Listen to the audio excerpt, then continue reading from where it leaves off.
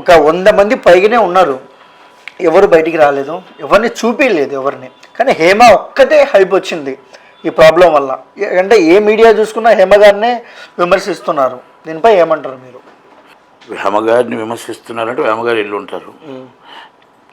శ్రీకాంత్ గారు ఒక్కసారి ఆయన వీడియో పెట్టి ఇది నా ఇల్లు, నేను ఇక్కడే ఉన్నాను, దయచేసి నాకు గెడ్డం లేదు చూడండి, నేను అయినా కూడా మనిషిలాగా నాలాగే ముఖం పెట్టుకుంటూ ఉన్నాడు, అనుమానించడం తప్పలేదు, ఇదిగో ఇది నేను అక్కడికి వెళ్ళను అని చాలా క్లారిటీగా ఇచ్చాడు. ఆమె దాంట్లో ఏముందంటే నేను హైదరాబాద్లో ఉన్నాను, ఒక ఫామ్ హౌస్లో చిల్ అవుతున్నాను, అది నమ్మొద్దు హాయ్ అనుకు పెట్టింది.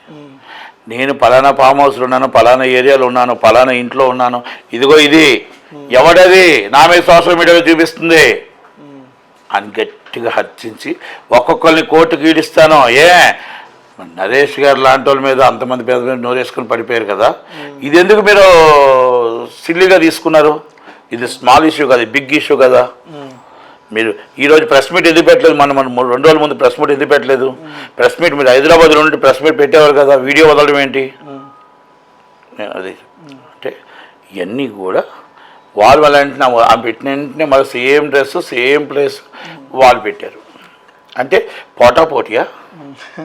కాదు కదా. ఉన్నట్టు ఇమీడియట్లీ మీరు రియాక్ట్ అవ్వాలి కదా. అది కాదు, వాళ్ళు పెట్టింది అబద్ధం, ఇది కాదు, ఇది నా ఫోటో కాదు అని చెప్పాలి కదా. మళ్ళీ ఆమె ఏం చేసింది, బిర్యానీ చేస్తూ ఫోటో పెట్టింది. ఓకే, అది ఏం చేసినా ఆమె అంటే బయటకు వచ్చింది కాబట్టి మాట్లాడుతున్నాం, వేరేగైతే వ్యక్తిగత విషయం. కనుక సినిమా ఫీల్డ్లో ఆమె కూడా మా అసోసియేషన్కి ఒక కీలక పోస్ట్ చేసింది కనుక నేను ఇప్పుడు ఆ విషయం కోసం చెప్పాల్సి వస్తుంది. అంటే 10 మంది మన బాధ్యత, నేను జాయింట్ సెక్రటరీ ఉన్నాను, కీలక పోస్టులు ఇంతకుముందు కూడా చేస్తున్నాను కాబట్టి ఇలాంటివి వచ్చేటప్పుడు మనం 10 మందికి సమాధానం చెప్పేవాళ్ళం కదా, మనం ఇంకొకరితో చెప్పించుకోకూడదని ఉద్దేశం తప్ప ఇంకోటి ఏం లేదు.